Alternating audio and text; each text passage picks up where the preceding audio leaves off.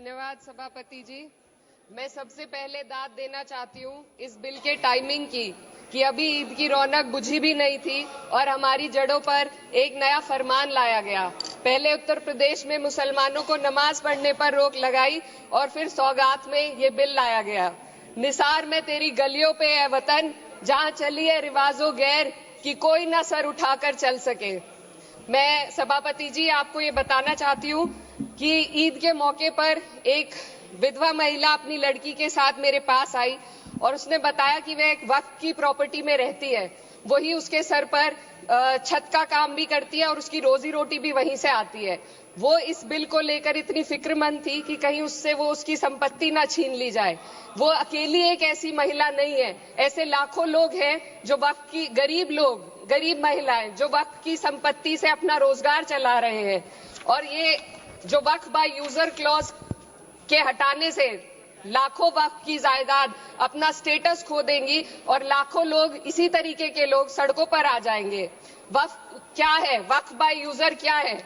इसका ये मतलब है कि कोई जायदाद अगर सालों से दीन और भलाई के कामों के लिए इस्तेमाल हो रही हो तो वो खुद ब खुद वक्फ मानी जाएगी। हिंदुस्तान की अदालतों ने भी इस बात को तस्लीम किया है। वक्फ बाय यूजर सिर्फ वक्फ बोर्ड को ही मिली कोई खास सौगात नहीं है, ये बल्कि सभी अन्य धार्मिक ट्रस्टों को परंपरा और यूज के आधार पर बिना किसी डॉक्यूमेंटेशन के धार्मिक चरित्र को डिक्लेयर करने का राइट मिला हुआ है।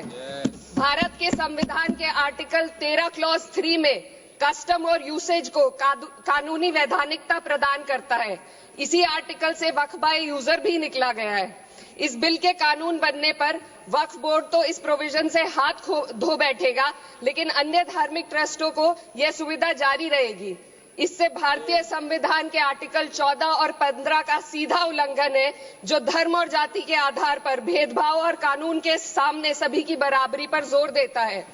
मैं इसके साथ ये भी कहना चाहती हूँ कि सत्ता के लोग जो एक दूसरे की पीठ थपथपा रहे हैं कि वक्फ बाय यूजर का जो अमेंडमेंट इन्होंने दिया उसको एक्सेप्ट कर लिया गया है, लेकिन इनकी शरारत यह है कि उसके साथ ही एक ऐसा प्रोवाइजो इसमें शामिल किया गया जिसके आधार पर यह कहा गया है कि अगर कोई भी वक्फ की संपत्ति विवादित हो तो वो अपना वक्फ स्टेटस खो देगी। तो जो अमेंडमेंट इन्होंने दिया है जिसको एक्सेप्ट कर लिया गया है उसका कोई मतलब नहीं है, ये इनकी नीयत है जो साफ जाहिर हो रही है।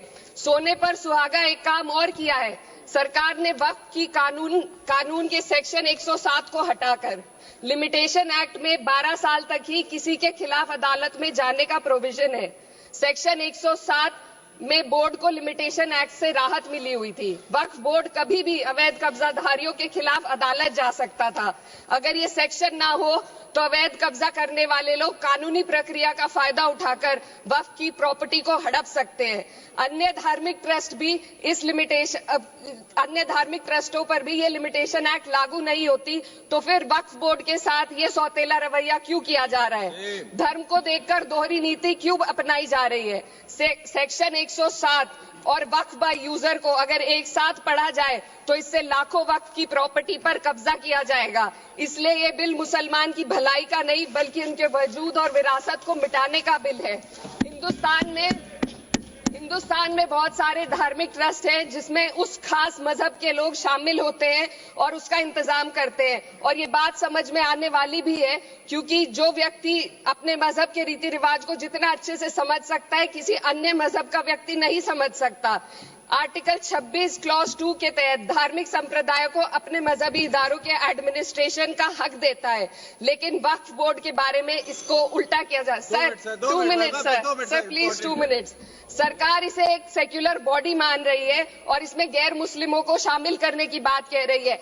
आपके मुंह से सेक्युलरिज्म की बात सुनकर अच्छा लगा, लेकिन अगले ही पल ये भ्रम टूट जाता है क्योंकि आपको सिर्फ दान देने के लिए प्रैक्टिसिंग मुस्लिम का आपने क्लॉज डाला है, लेकिन बोर्ड में बैठने के लिए मुस्लिम होने की कोई आपकी क्लॉज नहीं है। तो इससे आपकी जो दोहरी नीति है वो साफ जाहिर होती है। ये वही सरकार है जिसने राम जन्मभूमि ट्रस्ट में ये लिख दिया कि जिला अधिकारी भी अगर होगा तो हिंदू होना चाहिए। कोई मुझे बताए कि वहां पर सेक्युलरिज्म का रस क्यों नहीं घोला गया? सर आखिर में मैं अपनी बात को खत्म करने से पहले महिलाओं का मुद्दा बार बार उठाया जा रहा है। सरकार का कहना है कि बोर्ड में मुस्लिम महिलाओं को रिप्रेजेंटेशन देंगे। इस कानून से पहले भी मुस्लिम महिलाएं बोर्ड में मेंबर रह चुकी हैं और मिनिमम 2 का प्रोविजन था, उससे ज्यादा भी हो सकती थी। सर, मैं ये कहना चाहती हूँ कि सरकार ने महिलाओं के लिए ऐसा कौन सा नया काम किया जिसका ढिंडोरा सरकार का हर सदस्य पीट रहा है। इस बात की तायीद अगर आपकी तरफ से कोई मुस्लिम महिला करती तो आप उसका यकीन भी करते, लेकिन अफसोस आपकी इतनी लंबी कतार में एक भी मुस्लिम महिला नजर नहीं आती है। सर, मैं खुद एक मुस्लिम महिला हूँ, मैं सिर्फ माइनॉरिटी महिला हूँ। इस सदन में हम सिर्फ 2 महिलाएं हैं और उस नाते से मैं ये बात कहना चाहती हूँ कि इस बिल के माध्यम से मुस्लिम महिलाओं को कुछ नहीं मिल रहा है। ये हमें कुछ नहीं देना चाहते, सिर्फ टोकनिज्म हमारे नाम पर बनाकर एक नैरेटिव मीडिया में चलाना चाहते हैं। तो ये बिल मुसलमान की भलाई का नहीं, उनकी पहचान को मिटाने का है। सर, अंत में मैं बस यही कहना चाहती हूँ कि कागजों की कैद में बस नाम रह जाएंगे, वो जो हमारे थे सिर्फ दावे में रह जाएंगे। इस बिल के द्वारा मीठी ईद के जायके को कड़वा करना, यही असली सौगाते मोदी था। बहुत बहुत धन्यवाद सभापति जी। मैं सबसे पहले दाद देना चाहती हूँ इस बिल के टाइमिंग की कि अभी ईद की रौनक बुझी भी नहीं थी और हमारी जड़ों पर एक नया फरमान लाया गया। पहले उत्तर प्रदेश में मुसलमानों को नमाज पढ़ने पर रोक लगाई और फिर सौगात में ये बिल लाया गया। निसार में तेरी गलियों पे है वतन, जहां चली है रिवाजों गैर कि कोई न सर उठाकर चल सके। मैं सभापति जी आपको ये बताना चाहती हूँ कि ईद के मौके पर एक विधवा महिला अपनी लड़की के साथ मेरे पास आई और उसने बताया कि वह एक वक्फ की प्रॉपर्टी में रहती है, वही उसके सर पर छत का काम भी करती है और उसकी रोजी रोटी भी वहीं से आती है। वो इस बिल को लेकर इतनी फिक्रमंद थी कि कहीं उससे वो उसकी संपत्ति ना छीन ली जाए। वो अकेली एक ऐसी महिला नहीं है, ऐसे लाखों लोग हैं जो वक्फ की गरीब महिलाएं जो वक्फ की संपत्ति से अपना रोजगार चला रहे हैं। और ये जो वक्फ बाय यूजर क्लॉज के हटाने से लाखों वक्फ की जायदाद अपना स्टेटस खो देंगी और लाखों लोग इसी तरीके के लोग सड़कों पर आ जाएंगे। वक्फ क्या है, वक्फ बाय यूजर क्या है? इसका ये मतलब है कि कोई जायदाद अगर सालों से दीन और भलाई के कामों के लिए इस्तेमाल हो रही हो तो वो खुद ब खुद वक्फ मानी जाएगी। हिंदुस्तान की अदालतों ने भी इस बात को तस्लीम किया है।